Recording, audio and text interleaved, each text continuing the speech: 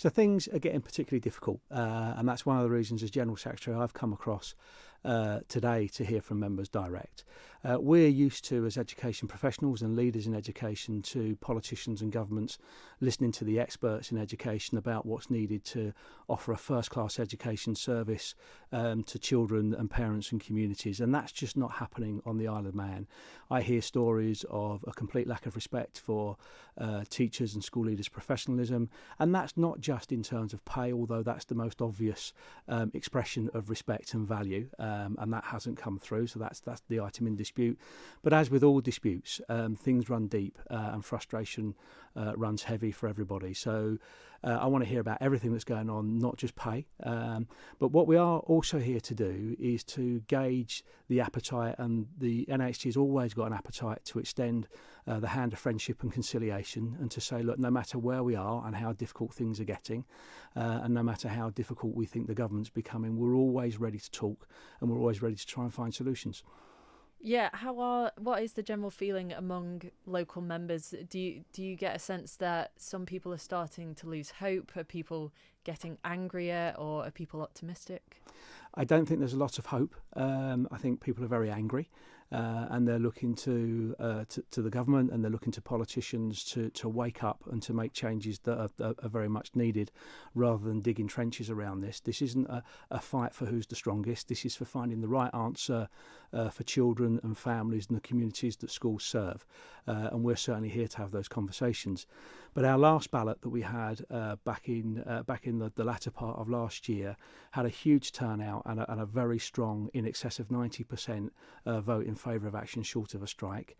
Since then, we've grown our membership by over 30%, so that shows us that what we're saying is recognised by the profession, and our membership is growing, and we therefore expect a similar turnout and just a stronger ballot.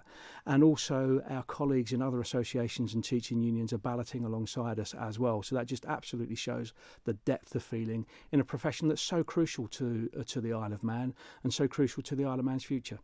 Absolutely. So it does sound like, well, it is obviously a very serious matter, but it seems that the matter is being taken very seriously by national unions, and you're really accumulating a kind of following for this problem on the island. Yes, there's a momentum behind this, and I think importantly as well, it's not just a local momentum. When you compare how our members are treated on the Isle of Man to how they're treated in Wales, Northern Ireland and in England, we haven't got the depth of engagement and listening and response from the Isle of Man that we experience elsewhere. So we have our National President Judy Shaw with us here today, and we have Clem Cody, who's our North West President as well, to really demonstrate that the whole of the NAHT is behind our members on the Isle of Man, and I know that's the case for our colleagues in other unions too. Going back to industrial action, what do you think the likelihood of that happening is, and what form would that industrial action take? So I'm going to deliberately avoid being drawn on that, and I'm sorry, I know that's the question that everybody wants to know. But if we begin to paint a picture of that will prohibit us in terms of trying to find a solution to this. And I want to underline again, we really do want to find a solution, but I think we're demonstrating that if the government doesn't want to find a solution or doesn't have the same level of appetite, then our members really will demonstrate their frustration going forward. Well, a consistent theme throughout this whole issue has been that teachers don't want to strike. You know, they want to come at this from, a way that doesn't affect kids and parents, basically. Absolutely. Teachers, school leaders, they're leaders in their community as well as leaders of their schools. They absolutely understand what it is they deliver to communities and families and the support that they give children. And actually, they're often the first and last line of support for families, and they don't take action lightly.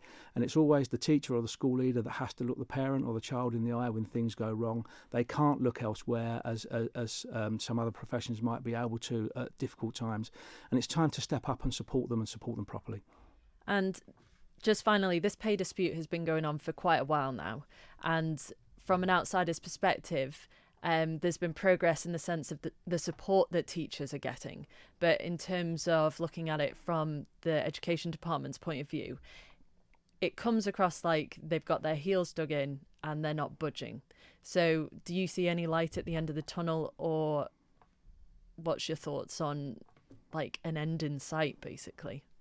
So I would just say there's no need to be macho about this. This isn't about winners and losers, because actually the only people that will lose at the end of this will be children and families if education isn't supported properly. So that's why we come at this from a point of view of trying to find solutions. And to the extent to which the government and ministers have dug their heels in, we'd appeal to them to come forward and start talking. We can find solutions to this. But what I can say is parents absolutely understand, and the electorate absolutely understand how important education is to their children. And what we will do is make sure we conduct ourselves in a way where we disturb that as little as possible whilst making the point. And eventually parents will express their opinion at the ballot box at some point. And there's a chance now to put this right before it becomes way too political for where we're trying to get to. Support education, support teachers, support school leaders, and we will make sure, as we always do, that children get the very best education they can. Sorry, that was a lovely way to finish the interview, but I have one more question now. What would the ideal solution be? So that's a really difficult question to answer right now. We need a solution on pay, and we need to talk about that. But beyond pay, we then need to start looking at what the education bill really looks like going forward and be properly consulted on that. And to find ways to demonstrate that school leaders and teachers really are respected, start listening to their expertise so that we can actually get things right.